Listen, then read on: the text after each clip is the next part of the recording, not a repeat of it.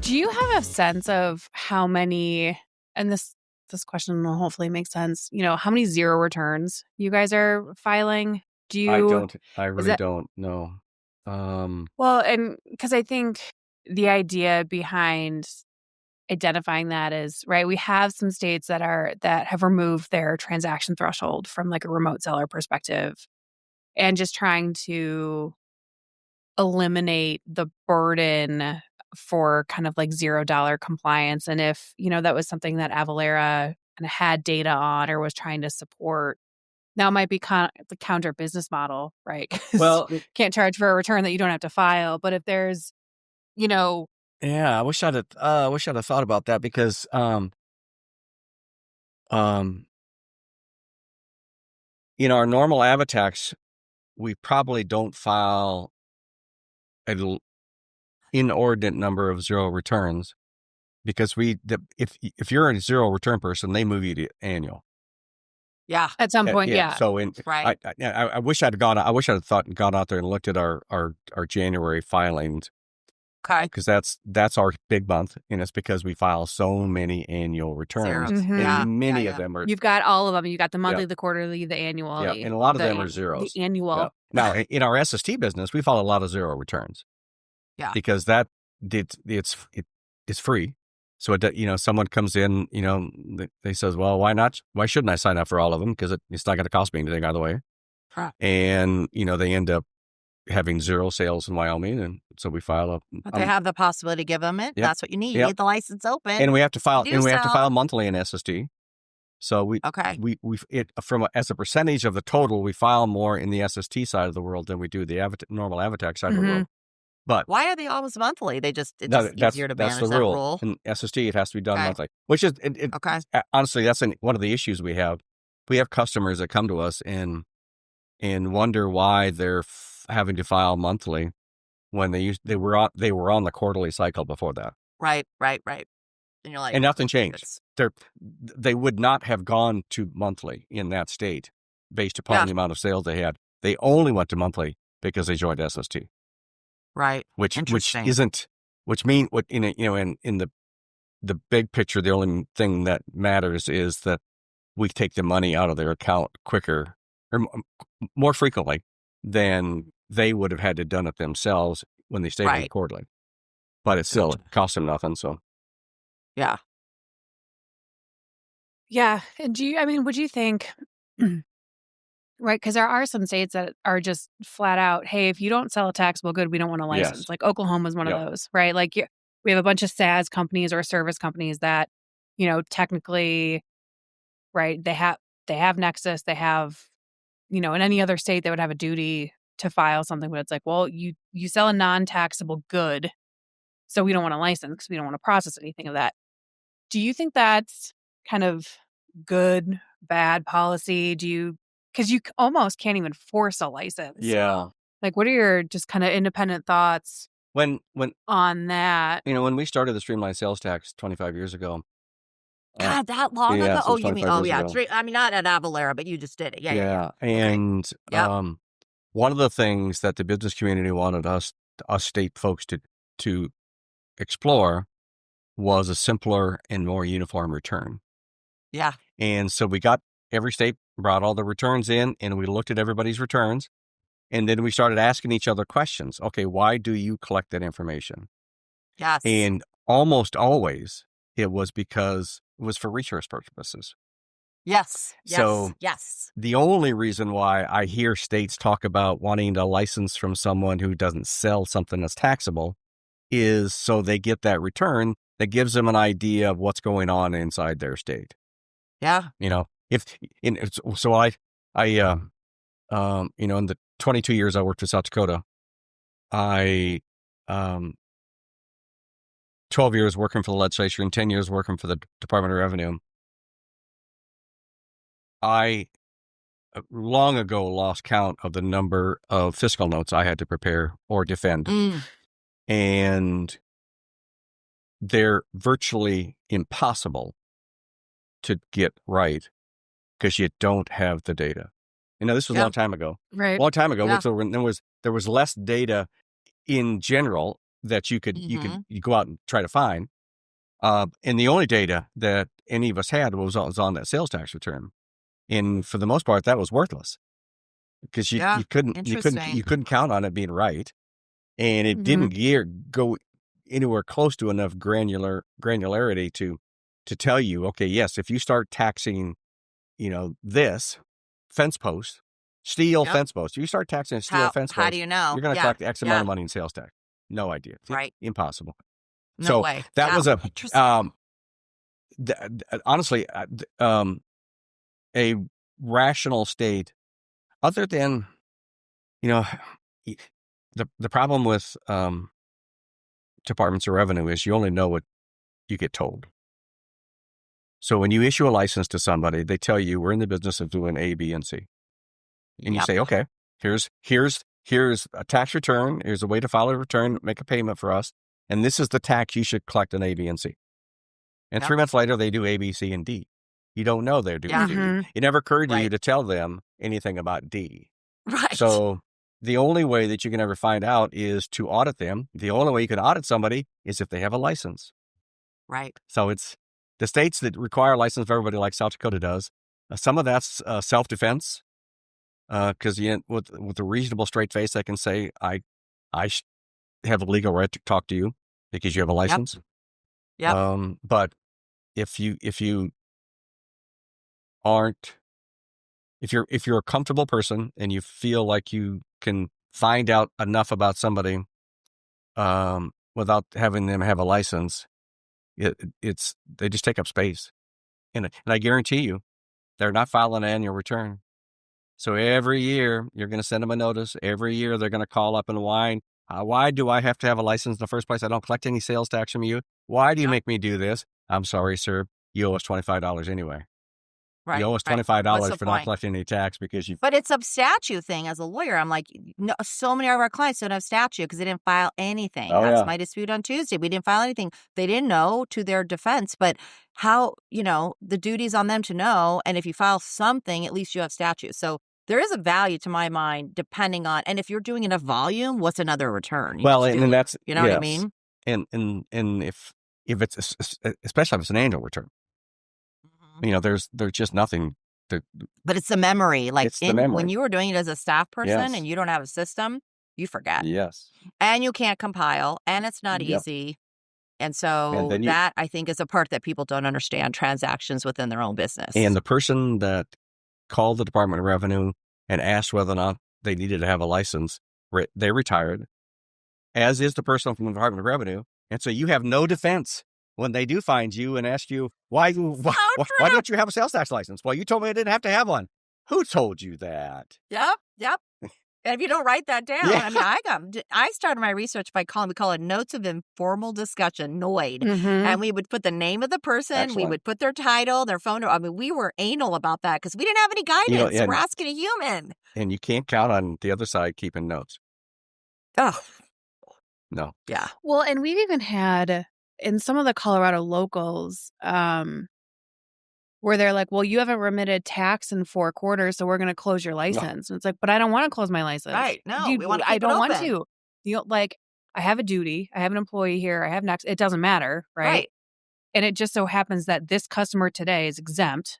Right. For whatever reason. But that doesn't mean that customer tomorrow isn't going to be, close my license. Now I got to go open it again. I'm set up to collect because this is a one-off thing. And so it's just like, but I don't want to close my license. They're like, sorry. And I can't give my suppliers a resale certificate.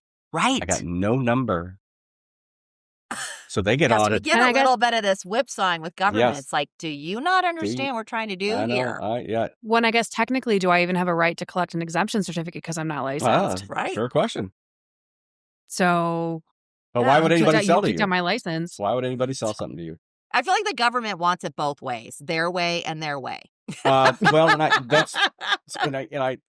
ask Sean. That's how I do too. Yeah. Like, when I give my webinars, I apologize to people. I said, I used to be in because I used to be in this business, and there's lots of things that go into the bucket of things you have to do if you're going to be a tax administrator. And one of them is to make you spend money on not collecting tax. Yeah. And I tell people all the time, it often costs more money not to collect tax. Yes. Because you got to defend yourself. And you have no idea when that's going to happen. No. Or how thorough that person's going to be when they do show up. Mm-hmm. This client of mine from Nevada selling it to California is like, well, I'm selling 99% wholesale. I'm like, what are you going to do about the 1%? You got to do something about it. So when you have that 1%, that's your sales tax audit. Yeah. And guess what that does is it gets extrapolated over the 36 months, and then you owe tons of money. And because you have that because you have that 1%, they don't trust the 99%. That's exactly right. So kind of what's Avalara doing with kind of this kind of overarching concept of AI? Well, what we have done recently is require everybody who works at Avalara to have an AI license and to go through this AI training and to be able to report to your superior every month how you're using AI in your job. We have, so AI isn't new. AI has been around in machine learning. So we've been doing machine learning for a long time. Our return process today is automated. So we're at 85% of our returns are no human touch. And that is because of the machine learning tools that bots that our internal teams have created all by themselves to automate something that was repetitive. We 5 years ago, we started a thing called Citizen Developer. And our CEO said, we need to make more use of machine learning. And we can't have this at the top because the top doesn't know what you are doing. You who are doing the work need to tell us what can be automated. In a better world, you would automate it yourself.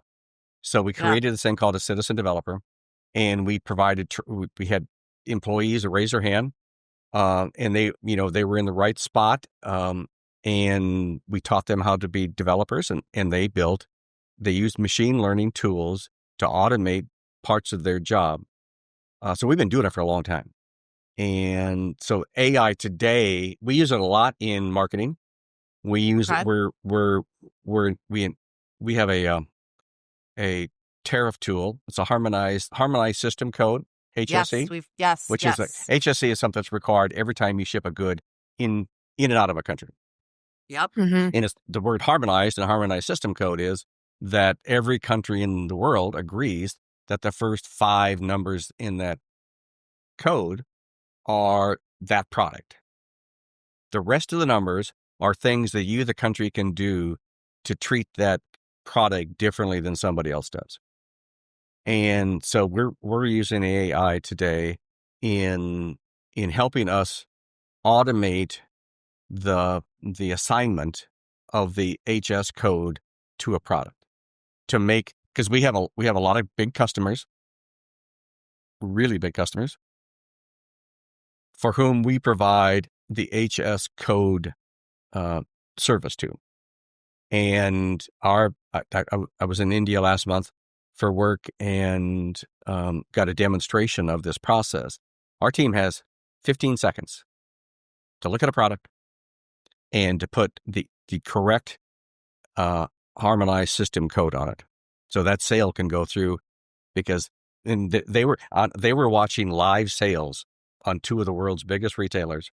As in those sales come in, you see the product, and you got 15 seconds to put the 6-digit 6 or 7-digit number on it, so that when that product got shipped to wherever it was going, and it was mostly coming into the United States, it would come into the United States with the right sales tax and the right tariff and duty.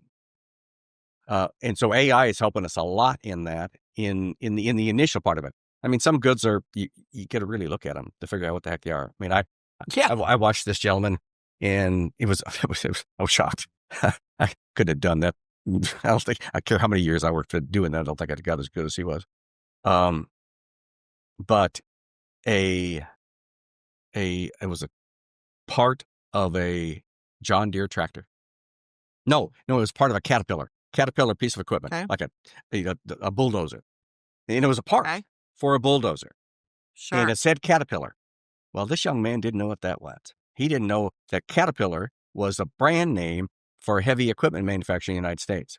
So he had to go out. He had to go out and do it took him longer than 15 seconds to get that one done, because he got our AI gave him the first 5 numbers, but it didn't give him the rest of it. It didn't give him the numbers it took to get the right duty and tariff and sales tax when that good got delivered in the United States. Very interesting. So we're doing that. It's helping us in a number of our reports. We're using it for training. Okay. Mostly in the preparation of training materials.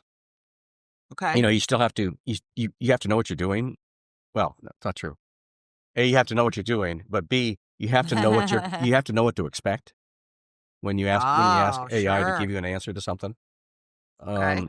And not that and they use this phrase hallucinate, and and I don't know if that's a fair word to describe the answers it provides that aren't right, because it's going to try to give you an answer, which is one of the reasons why it is so effective, is because it tries to give you an answer. But you have to know what the answer. You have to have a pretty good idea what the answer was going to be.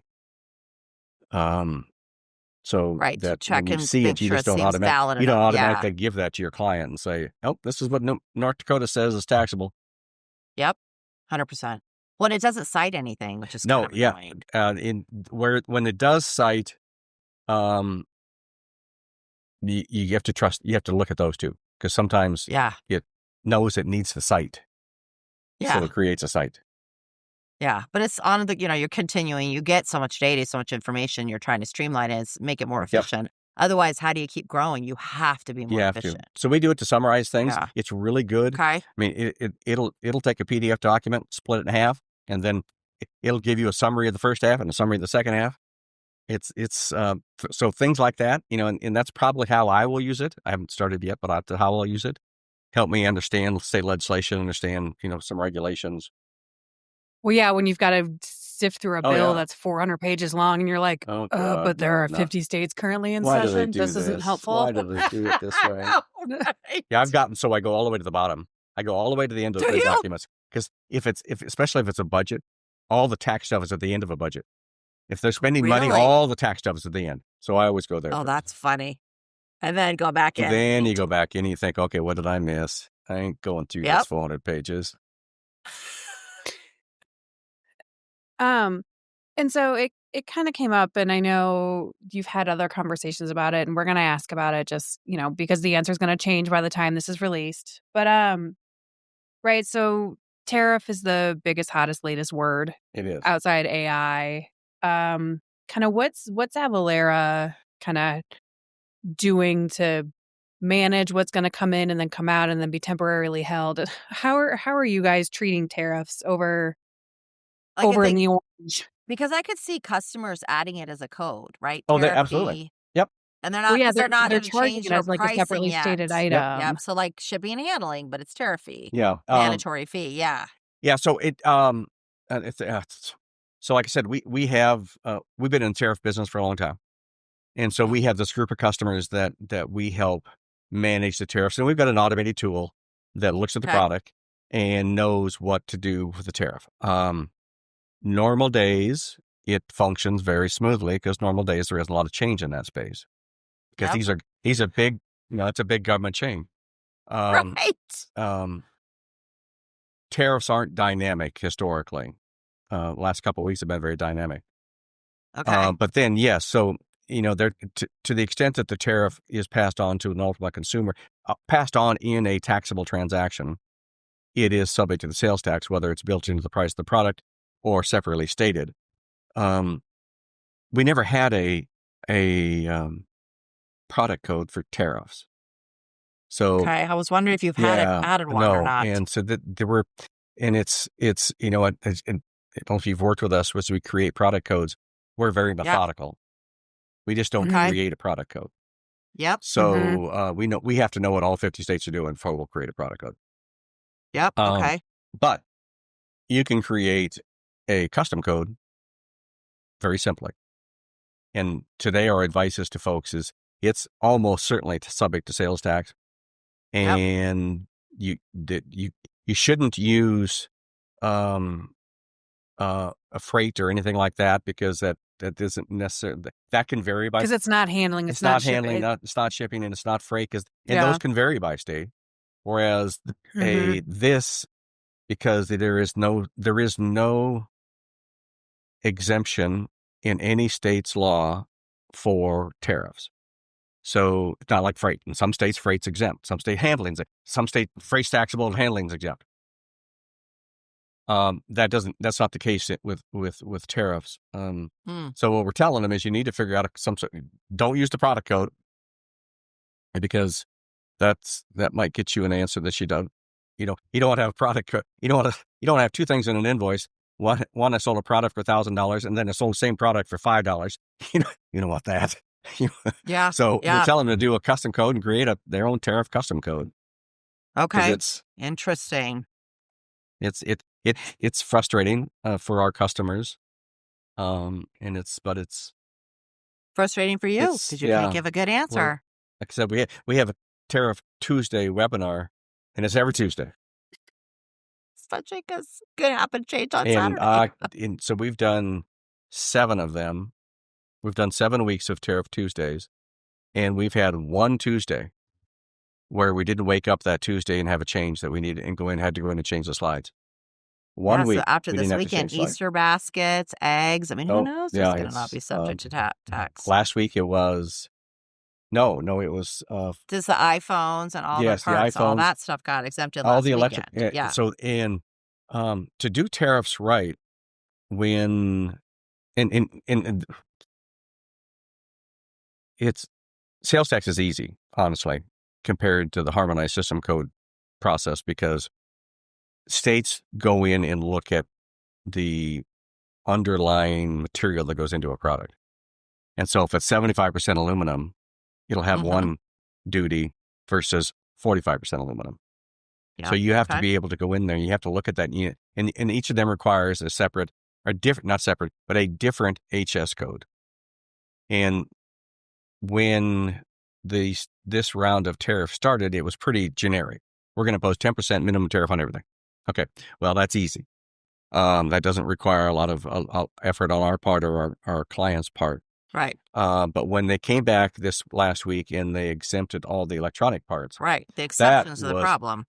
There was hundreds of HS codes that had to be used, had to be amended, had to be changed in our system to account for that one sentence change. Yeah. Yeah. Interesting. Thanks a lot, government. Stop doing that to us. It makes compliance very difficult. It's very difficult. And it goes to the argument that I made at the beginning. Governments don't collect taxes. And they should be nicer to the taxpaying community. They should accept the fact that somebody else is doing the work for them. That's right. And be nicer to them.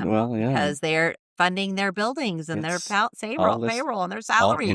We don't impose tariffs on countries. We impose tariffs on people who import things from countries. That's right. Yes. There's no governments involved in this at all. Well, and I almost feel like sales tax, like everyone's like, well, it's a pass-through. I'm like, no, it's not necessarily. And then even with income tax, like, people be like, well, I get a credit. Not necessarily, because some states don't have an income tax. Some states have a higher rate. Right. You only get a credit for the rate. So I don't think people really understood that. So that felt like over my career, a lot of generalities got said. And I'm like, it's the specifics that matter. Yeah, it's definitely the specifics that matter. And in on international trade, it is very, very specific. Yeah. Yeah. And it's written in Chinese or, some other language. Oh, no. And one thing I say about America, at least it's all written in English. You may not understand the words, but that's only that only matters though if you speak English. Yeah. Right? Like if you don't speak Chinese, so like yeah. That's but Scott, as we wrap up, and is there anything that you want to share or thoughts or things that you're looking out for, that you think maybe some of our listeners would be interested in? From a policy perspective, I spent a lot of time looking for retail delivery fees. There was a lot of talk at the beginning of this year. There were like 10 states. Yeah, but I don't, maybe one will do it. And I'm not even sure that one will do it now. So that part is good news. So they're finding it to be troubling. Because it's good. If in theory you could craft a retail delivery fee that was simple to administer, in theory, no one has yet. So neither state that has one has done one. And none of the ones that I looked at so far this year were what I'd call, they were all different. So all 10 that were introduced this year were all different from each other and different from Colorado and Minnesota. So if they passed, we'd have 12 different versions of the same stupid thing. Oh yeah. Yes, agreed. So those are, I think, everybody needs to be on the lookout for those. They're I don't see anybody trying to make them simpler. As we move away from an income tax-based tax structure in many places, there's going to be more and more pressure put on other types of taxes. And the only rational one that they're left with is a sales tax, which means that they have to change. They have to have conversations about what's taxable, what isn't taxable, and what does it mean. Broaden the base. And what is the definition of this? What is the definition of this? Exactly right. Because you expose brand new people to old concepts, old to all of us, not to old to them, that they have to learn from the beginning. And if their legislature didn't write exactly the same law as some other state did, there's a reason why it's not the same. And we have to presume there was an intent behind the difference. So we have to treat it differently than everybody else does because there was clearly different. I think in Europe is interesting. I did a river cruise in Europe a couple of years ago, and everything's like 17%. Everything I bought, 17%, 17%. That's a lot of tax on every little purchase I made. So I thought, why do they accept that? But they do. It's just so common. And they have really good line item detail, like all the counties are listed or whatever their jurisdictional boundaries are. And I thought, why don't we have stuff like that? Like our rates don't always show like what we collected. And we have a really wonky system, but we charge so little tax if you think about it, because we have so many exemptions. Right. So that's what makes it so difficult. I'm just wondering, is that just more harmonized? Like everybody just pays it and then some of it gets back. I think they are more harmonized. And it's, for the most part, the value added taxes are country based. So you don't have this. And so, and certainly in the European Union, that's clearly harmonized. I mean, they've all got together and they've all decided what makes it complicated and tried to figure out one way of doing it. And we don't have that. I mean, the streamlined sales tax is as close as we've ever had. Right, and we don't get Union. Enough states. Yeah, yeah. No, 24 states. The only state of significant size is New Jersey. Yep. Everybody else that's any big state, they don't play ball. Nope. I really thought 25 years ago, so I was 5 years into practicing. I'm like, ooh, I chose the wrong profession. That's not true. No, you chose the right one. This is a great business to be in. I mean, it's fascinating. It is. If you like change, and you like... But if you like helping people...